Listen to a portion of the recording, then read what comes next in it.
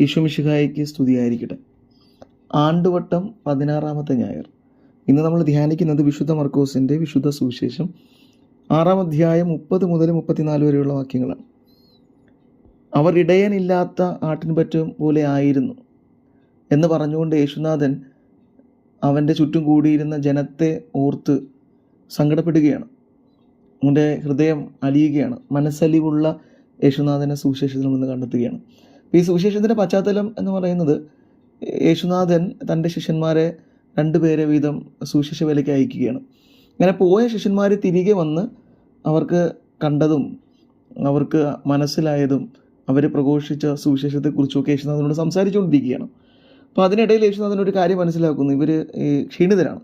അപ്പം ഇവരോടൊപ്പം വിശ്രമിക്കാനായി മറ്റൊരു സ്ഥലത്തേക്ക് പോകുമ്പോൾ അവിടെ യേശുവിനെ തിരക്കി വന്ന ജനക്കൂട്ടത്തെ കണ്ട്, ഇവർ വിശ്രമിക്കാനാണ് പോയത്, പക്ഷേ യേശുവിനെ തിരക്കി വന്ന ജനക്കൂട്ടത്തെ കണ്ട് ക്രിസ്തുവിനെ മനസ്സിലേക്കാണ്. എന്നിട്ട് യേശുനാഥൻ പറയുന്ന വാക്ക് ഇതാണ്: ഇടയനില്ലാത്ത ആട്ടിൻപറ്റം പോലെയാണ് ഇവർ. അങ്ങനെ അവരോട് മനസ്സലിഞ്ഞ് അവൻ അവരോട് സംസാരിക്കാൻ തുടങ്ങുകയാണ്, അവരെ പഠിപ്പിക്കാൻ തുടങ്ങുകയാണ് പല കാര്യങ്ങളും. ഈ സുവിശേഷം പ്രധാനമായും യേശുനാഥൻ്റെ മനസ്സലിവിനെ കുറിച്ചാണ് നമ്മളോട് ഓർമ്മിപ്പിക്കുന്നത്. മനസ്സലിവ് ഒരു ചിന്ത നമ്മുടെ ഉള്ളിലേക്ക് കൊണ്ടുവരുമ്പോൾ യേശുനാഥൻ്റെ ആ ജീവിത അവസ്ഥയും കൂടി നമ്മളൊന്ന് ഓർക്കണം. ഇന്ന് ഈ സുവിശേഷത്തെ നമുക്ക് നമ്മുടെ കുടുംബജീവിതവും നമ്മുടെ ജീവിതമൊക്കെ ആയിട്ട് നമുക്ക് റിലേറ്റ് ചെയ്യാൻ പറ്റും. നമ്മൾ ആഴത്തിൽ ചിന്തിക്കേണ്ട ചില കാര്യങ്ങളും കൂടെ സുവിശേഷം നമ്മുടെ മുമ്പിൽ സംസാരിക്കുന്നുണ്ട്. ഈ കുടുംബത്തിന് വേണ്ടി ജോലി ചെയ്ത് മടുക്കുന്ന ചില മനുഷ്യരൊക്കെ ഉണ്ട്. ഒത്തിരിയധികം കഷ്ടപ്പെട്ടുകൊണ്ടിരിക്കുന്ന ചില മനുഷ്യരൊക്കെ ഉണ്ട്. അപ്പോൾ അവർക്കുള്ളൊരു വാഴ്ത്തു കൂടെയാണ്. അവർക്ക് ചില മനുഷ്യരുടെ മനസ്സ് അങ്ങനെയാണ്, അവർ ഒത്തിരി നന്മകൾ ചെയ്തുകൊണ്ടേയിരിക്കുന്നു. അപ്പോൾ അവർക്ക് മടുക്കുന്നുണ്ട്, പക്ഷേ അവരത് ചെയ്തുകൊണ്ടിരിക്കുന്നു കുടുംബത്തിന് വേണ്ടി. അപ്പം അങ്ങനെയുള്ള മനുഷ്യരൊക്കെ യേശുനാഥനെ പോലെയുള്ളവരാണ്. അപ്പോൾ അവരെയൊക്കെ നമ്മൾ ഓർക്കണം, നന്ദിയോടെ അവരെ സ്മരിക്കണം. ചില മനുഷ്യരെ ഇങ്ങനെ ഉപേക്ഷിച്ചിടുന്ന ചിലവരുണ്ട്. നമ്മളൊക്കെ ആ കൂട്ടത്തിലാണെങ്കിൽ നമ്മുടെ മനസ്സിനെ നമ്മൾ മാറ്റാനായി പാകപ്പെടുത്തണം. ചില തെറ്റുകളുടെ പേരിൽ, ചില കുറവുകളുടെ പേരിൽ, പെട്ടെന്നുണ്ടായ ചില അഭിപ്രായ ഭിന്നതകളുടെ പേരിൽ, അല്ലെങ്കിൽ നമുക്കുണ്ടാകുന്ന ഫ്രസ്ട്രേഷൻസ്, നിരാശ, അല്ലെങ്കിൽ നമ്മുടെ ദേഷ്യം മറ്റുള്ളവരുടെ മുന്നിൽ കാണിക്കാനായി ചില മനുഷ്യരെ അവഗണിക്കുന്നുണ്ട്. അപ്പോൾ ഇതിനൊക്കെ എതിരാണ് ഈ സുവിശേഷം എന്ന്.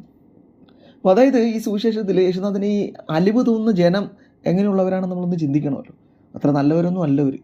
കാരണം ഈ ജനക്കൂട്ടം അവൻ്റെ സ്വന്തം ജനതയാണ് ഇതൊക്കെ. അവൻ ജനിച്ചു വളർന്ന മണ്ണിലെ ആളുകൾ, അല്ലെങ്കിൽ അവൻ സുവിശേഷം പ്രഘോഷിച്ച് അവൻ്റെ സ്വന്തം മതത്തിലും ഗോത്രത്തിലും ഒക്കെ പെട്ട ആൾക്കാർ. അപ്പോൾ ഇവർ ഈ 6-ാമത്തെ അധ്യായം, മർക്കോസിൻ്റെ 6-ാമത്തെ അധ്യായം ആരംഭിക്കുമ്പോൾ നമ്മൾ കാണുന്നത് യേശുനാഥൻ സ്വന്തം ദേശത്ത് അവഗണിക്കപ്പെടുകയാണ്. അവിടെ ഒന്നും ചെയ്യാൻ പറ്റാതെ തിരിച്ചു വരികയാണ്. യേശുനാഥൻ അവിടെ നിരാശപ്പെടുന്നില്ല. അവൻ തൻ്റെ ശിഷ്യന്മാരെ അയക്കുകയാണ്. താൻ പോകാനിരുന്നിടങ്ങളിലേക്കെല്ലാം അവരെ അയക്കുകയാണ്. അങ്ങനെ അവരെ അയച്ചു കഴിയുമ്പോൾ നമ്മൾ വീണ്ടും വായിക്കുന്നത്, ദൈവത്തിന് വേണ്ടി സാക്ഷി നൽകിക്കൊണ്ടിരുന്ന, ക്രിസ്തുവിന് വഴിയൊരുക്കാൻ വന്ന സ്നാപയോഹന്നാനെ കൊന്നു കളയുകയാണ്, ശിരച്ഛേദം ചെയ്യുകയാണ്. എന്നിട്ടും യേശുനാഥന് മടുക്കുന്നില്ല. വീണ്ടും നന്മ ചെയ്യാൻ തന്നെ തുനിയുകയാണ്. അപ്പോഴാണ് ഈ അപ്പോസ്തലന്മാർ തിരികെ വരുന്നത്. ഈ തിരികെ വരുന്നവർ ഒരുപാട് കഷ്ടപ്പെട്ടൊക്കെ വരുന്നവരാണ്. അപ്പോൾ അവർക്ക് ഒരു ആശ്വാസം നൽകാനായി വിജനപ്രദേശത്തേക്ക് പോകുമ്പോഴാണ് ഈ ജനത്തെ വീണ്ടും കാണുന്നത്.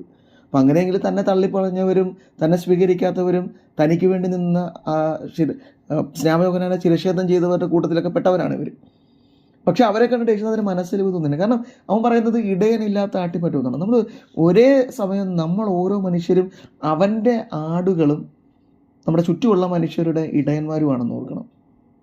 അപ്പോൾ ഞാൻ നേരത്തെ സൂചിപ്പിച്ചതുപോലെ ഈ മറ്റുള്ളവർക്ക് വേണ്ടി ജീവിച്ച് ജീവിതം അടുക്കുന്ന കുറേ മനുഷ്യരുണ്ട്. ഒത്തിരി നന്മകൾ ചെയ്തുകൊണ്ടിരിക്കുന്ന മനുഷ്യർ. അവർ നിങ്ങളെ ഓർക്കേണ്ടത് യേശുനാഥന് നിങ്ങളെക്കുറിച്ച് ബോധ്യമുണ്ട്. ഈ അപ്പോസ്തലന്മാർ തിരികെ വരുമ്പോൾ അവന് മനസ്സിലായി ഇവർക്ക് കുറച്ച് വിശ്രമം വേണം. അവരെ വിശ്രമിക്കാനായി അവൻ കൊണ്ടുപോകാൻ തയ്യാറാണ്. ക്രിസ്തുനാഥൻ നിങ്ങൾക്ക് വേണ്ട അനുഗ്രഹവും വിശ്രമവും നൽകുന്നുണ്ട്. അവൻ്റെ മനസ്സിൽ നിങ്ങൾ എഴുതപ്പെട്ടിട്ടുണ്ട്. നമ്മൾ ഓർക്കണം. നമ്മൾ അങ്ങനെ നന്മ ചെയ്ത മനുഷ്യരാണ് ഇവിടെ ഉള്ളവരെങ്കിൽ നമ്മുടെ മനസ്സിലേക്ക് കൊണ്ടുവരിക. യേശുനാഥൻ നമ്മളെ കാണുന്നുണ്ട്. അവൻ തീർച്ചയായും നമുക്ക് വേണ്ട വിശ്രമം നൽകുന്നുണ്ട്. ഈ വിശ്രമം എന്ന് പറയുന്നത് ശാരീരികമായ അധ്വാനത്തിൽ നിന്നുള്ള വിരമിക്കൽ മാത്രമല്ല, നമ്മുടെ മനസ്സിന്, ഹൃദയത്തിന് അവൻ നൽകുന്ന സന്തോഷവും സമാധാനവും കൂടിയാണ്. അതുകൊണ്ട് ചില മനുഷ്യർക്ക് സന്തോഷ സമാധാനം ഇല്ലാതാകുന്ന അങ്ങനെയാണ്. ക്രിസ്തുനാഥൻ അവർക്ക് വിശ്രമം നൽകില്ല. കാരണം അവരുടെ മനസ്സ് ഇതുപോലെ മറ്റുള്ളവരെ സഹായിക്കുന്ന മനസ്സല്ല. അപ്പോൾ ഇവിടെ ഇവൻ അലിവുണ്ടാവുകയാണ്. അപ്പോൾ ഒരേ സമയം ഞാൻ പറഞ്ഞു, യേശുനാഥൻ ഇടയനാണ്, നമ്മളെല്ലാവരും ആട്ടിൻപറ്റങ്ങളാണ്. പക്ഷെ അതേസമയം നമ്മളുടെ തലയിൽ ദൈവം വരച്ചിരിക്കുന്ന ഒരു വര എന്ന് പറയുന്നത് മറ്റുള്ള മനുഷ്യരുടെ ഇടയനാകാനാണ്. ഇടയൻ്റെ വരയും നമ്മുടെ മുകളിലുണ്ട്.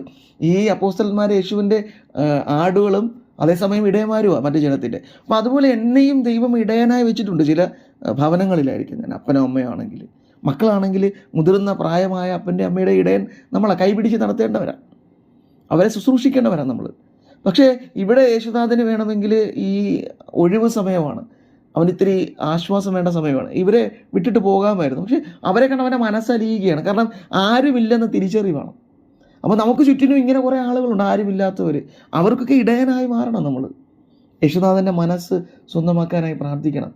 അപ്പോൾ നമ്മൾ തിരിച്ചറിയേണ്ടത് നമുക്ക് വേണ്ട കൃപ ആ വലിയ ഇടയൻ നമുക്ക് തന്നുള്ളൂ. നമ്മൾ ഇടയനായി മാറുക. കുടുംബത്തിൽ അങ്ങനെയൊക്കെ അധ്വാനിക്കുന്ന മനുഷ്യരുണ്ടെങ്കിൽ നിങ്ങൾ ഇടയന്മാരാണ്, യേശുനാഥൻ നിങ്ങളെ ആശ്വസിപ്പിക്കും. പക്ഷെ ആ ഒരു മനസ്സുണ്ടാവണം.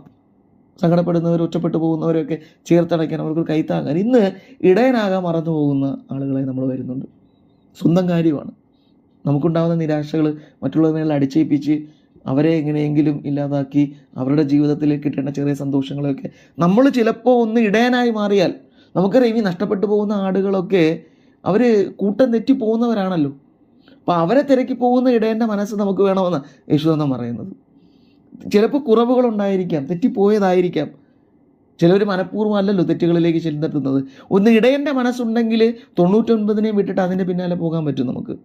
നമ്മുടെ ജീവിതത്തിലെ ചില കുറവുകൾ നമ്മളത് സഹിക്കും, അവന് വേണ്ടി, അവക്ക് വേണ്ടി പോകുക, പിറകെ പോകുക. നമ്മളിപ്പോൾ കുടുംബത്തിലൊക്കെ ആണെങ്കിൽ ചില തെറ്റിപ്പോകുന്ന മക്കളുണ്ടാവും. അപ്പോൾ അവരെയൊക്കെ ഓർക്കുക, അവർ ഇടയനില്ലാത്ത ആടുകളെ പോലെയാണ്. ഞാനാണ് ഇടയൻ, അവരെ ഇടയനാവുക എന്നുള്ളതാണ് എൻ്റെ വിളി. അപ്പോൾ യേശുനാഥൻ പറയുന്നത് അങ്ങനെ തള്ളി തിരിഞ്ഞു പോകുന്നവർ, ഒറ്റപ്പെട്ടു പോകുന്നവർ, അവർ ഇടയന്മാരില്ലാതെ പോകുന്നതെന്ന് യേശുനാഥൻ സങ്കടപ്പെടുകയാണ്. അപ്പോൾ ഇടയൻ ഞാനാണ്, ഞാൻ ഇടയനല്ലാതായി മാറുകയാണ്. യേശുനാഥൻ എന്നെ ഓർത്താണ് സങ്കടപ്പെടുന്നത്. വളരെ മനോഹരമായ ഒരു മിനി കഥയുണ്ട്. ഒരു വീട്ടിൽ അപ്പം മാത്രമേ ഉള്ളൂ. അമ്മ നേരത്തെ മരിച്ചുപോയി. മകനും മരുമകളും ചെറുമകനുമായിട്ട് ജീവിക്കുകയാണ്. അവർ 4 പേര്. ഒറ്റ മകനാണ്, ഇദ്ദേഹത്തിനും ഒറ്റ മകനാണ്. ഈ മകനും ഒരു മകനേ ഉള്ളൂ, ചെറുമകനും. അപ്പോൾ അപ്പനെ കുറച്ച് പ്രായമായി വന്നപ്പോഴേക്കും ഈ അപ്പനിങ്ങനെ പിടിച്ച് നടക്കാൻ തുടങ്ങി, മതിലൊക്കെ പിടിച്ച് നടക്കാൻ തുടങ്ങി. അപ്പോൾ അവിടെ അഴുക്കാകാൻ തുടങ്ങി. ഇത് കണ്ടിട്ട് മരുമകൾ ഭർത്താവിനോട് പരാതിപ്പെടുകയാണ്, അപ്പൻ വീട് മൊത്തം വൃത്തികേടാക്കുകയാണെന്ന്. അപ്പോൾ മകൻ ആദ്യം ഒന്നും വേണ്ടിയില്ല അപ്പനോട്, അപ്പൻ്റെ പ്രായമായി വരുന്നതാണല്ലോ. കുറേയേറെ കഴിഞ്ഞപ്പോൾ മനസ്സിലായി, അപ്പൻ ഈ തലവേദന വന്നിട്ട് തല മസാജ് ചെയ്യാൻ തുടങ്ങി എണ്ണയിട്ട്. എന്നിട്ട് ആ കൈ പിടിച്ച് നടക്കുമ്പോൾ വീട് മുഴുവൻ വൃത്തികേടാക്കാൻ തുടങ്ങി. അപ്പോൾ ഇത് കണ്ടിട്ട് മകൻ പോയി അപ്പനെ ശകാരിക്കുകയാണ്, വല്ലാതെ അപ്പനോട് ദേഷ്യപ്പെടുന്നുണ്ട്, അപ്പനോട് പിടിച്ച് നടക്കരുതെന്ന് പറയുന്നുണ്ട്. അപ്പൻ അങ്ങനെ പേടിച്ച് ഭയന്നിട്ട് പിടിക്കാതെ നടക്കുകയാണ്. അദ്ദേഹം വീഴുകയാണ് പിടിക്കാതെ നടന്ന്. അങ്ങനെ ഇത് വീഴുന്നത് ആ ചെറുമകൻ കാണുന്നുണ്ട്. അവൻ സങ്കടത്തോടെ അപ്പനെ പോയി പിടിക്കുന്നു. ആകപ്പാടെ മുറിവുകളായി. കുറച്ച് ദിവസത്തിനുള്ളിൽ അപ്പൂവ് മരിച്ചു പോവുകയാണ്. ഈ മകനിരുന്ന് കരയുന്നുണ്ട്. അപ്പം അങ്ങനെ ഇരിക്കെ വീട് പെയിൻ്റ് അടിക്കാൻ തീരുമാനിച്ചു. പെയിൻ്റ് അടിക്കാനായി ആളുകൾ വന്നു. അപ്പോൾ പെയിൻ്റ് അടിക്കാനായി വൃത്തിയാക്കിക്കൊണ്ടിരിക്കുന്നുണ്ടെങ്കിൽ ഈ ചെറുമകൻ പോയി പെയിൻറ്റുകാരെ തടഞ്ഞു. അപ്പൂപ്പൻ്റെ കൈപ്പാടുകളുള്ളത് മായ്ച്ചിടരുതെന്ന് പറഞ്ഞു. അപ്പോൾ പെയിൻറ്റുകാർ ഇത്തിരി കൂടി ആർട്ടിസ്റ്റ് സെൻസ് ഒക്കെ ഉള്ളവരായിരുന്നുകൊണ്ട് അവർ അവിടെ വളരെ മനോഹരമായ ഒരു ഡിസൈൻ നിർമ്മിക്കുകയാണ്. ഈ അപ്പൂപ്പൻ്റെ കൈവിരലുകൾ പതിഞ്ഞ ഇടങ്ങൾ തന്നെ അത് വെച്ചുകൊണ്ട്. പിന്നീട് ഇത് ഭയങ്കര ആളുകളുടെ അഭിപ്രായം വളരെയധികം മനോഹരമായി എന്നൊക്കെ പറഞ്ഞ് അഭിപ്രായങ്ങൾ വരാൻ തുടങ്ങി. അപ്പോഴാണ് ഈ മകന് ഒരു ബോധ്യം വന്നു തുടങ്ങിയത്, അപ്പൻ്റെ ഈ വിരലുകളെ ഞാൻ ഒരിക്കലും അപ്പനെ തടയരുതായിരുന്നു എന്ന ചിന്ത വരികയാണ്.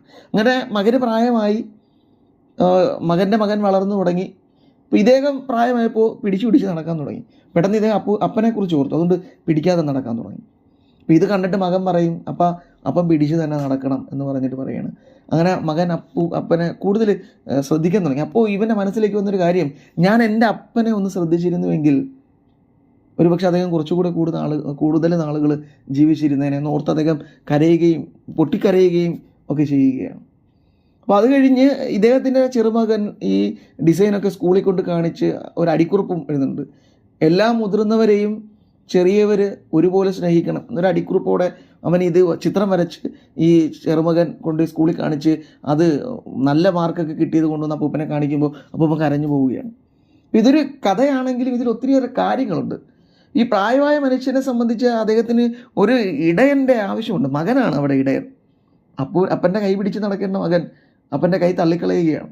മതിലുകളിൽ പാട് വരുമെന്ന് വിചാരിച്ച് അദ്ദേഹത്തെ മാറ്റുകയാണ്. ഇത് ഭാര്യ കൊടുക്കുന്ന പ്രശ്നമാണ്, പ്രഷറാണ്. അപ്പോൾ നമ്മൾ ഇതുപോലെ നമുക്ക് കിട്ടുന്ന നിരാശകൾ, നമുക്ക് കിട്ടുന്ന പ്രശ്നങ്ങളൊക്കെ മറ്റുള്ളവരുടെ മേൽ അടിച്ചേൽപ്പിച്ച് അവരുടെ ജീവിതത്തെ നമ്മൾ ശുഷ്കമാക്കാൻ ശ്രദ്ധിച്ചുകൊണ്ടിരിക്കുകയാണ്. അപ്പോൾ അങ്ങനെയുള്ള മനുഷ്യരാണെങ്കിൽ യേശുനാഥൻ നമ്മളെ ഓർത്തും വിഷമിക്കുന്നുണ്ട്. നിങ്ങൾ ഇടയൻ്റെ മനസ്സില്ലാത്ത മനുഷ്യരായി മാറുന്നു എന്ന് യേശുനാഥൻ വിഷമിക്കുന്നു. അപ്പോൾ ഇവിടെയാണ് നമുക്ക് ആ തിരിച്ചറിവ് ഉണ്ടാവേണ്ടത്. യേശുനാഥൻ പറയുന്നത് പോലെ ഇടയൻ്റെ മനസ്സുണ്ടാവുക, ഒന്ന് ക്ഷമിക്കാൻ, ചിലപ്പോൾ അപ്പനോട് മതിൽ പിടിച്ച് നടക്കാൻ പറയുമ്പോൾ ഉണ്ടാവുന്ന കുറവ് ആ മതിൽ മുഴുവനും വൃത്തികേടാകുമായിരിക്കും. പക്ഷേ ഇടയൻ്റെ മനസ്സാകുമ്പോഴേക്കും ആ നഷ്ടപ്പെട്ടു പോയ ഒരാടിന് വേണ്ടി ഈ 99 നഷ്ടപ്പെടുത്തി പോകേണ്ടതായിട്ട് വരുന്നുണ്ട്. അപ്പോൾ ചില നഷ്ടങ്ങൾ സ്വീകരിച്ചുകൊണ്ട് ഇടയൻ്റെ മനസ്സുള്ള മനുഷ്യരാകാൻ നമുക്ക് ശ്രമിക്കാം. നമുക്കിത് പ്രസംഗിക്കാൻ എളുപ്പമാണ്. ചിലർ ഇതേക്കുറിച്ചൊക്കെ ഭയങ്കരമായിട്ട് പ്രസംഗിക്കും.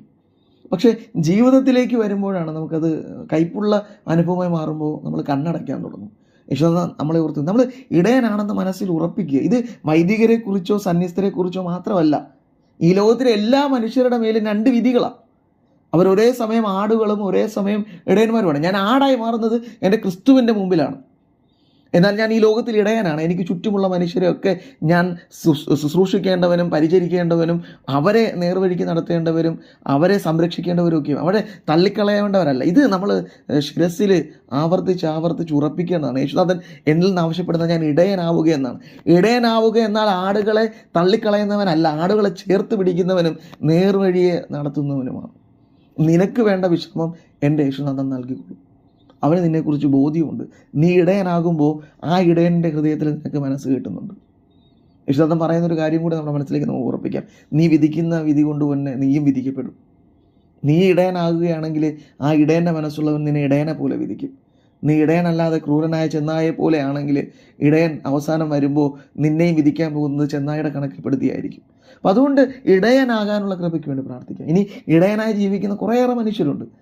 അവർക്കെല്ലാം യേശുനാഥൻ സംരക്ഷണവും അനുഗ്രഹവും നൽകട്ടെ നമുക്ക് പ്രാർത്ഥിക്കുകയും ചെയ്യുന്നത്. യേശുനാഥൻ അനുഗ്രഹിക്കട്ടെ. ആമേൻ.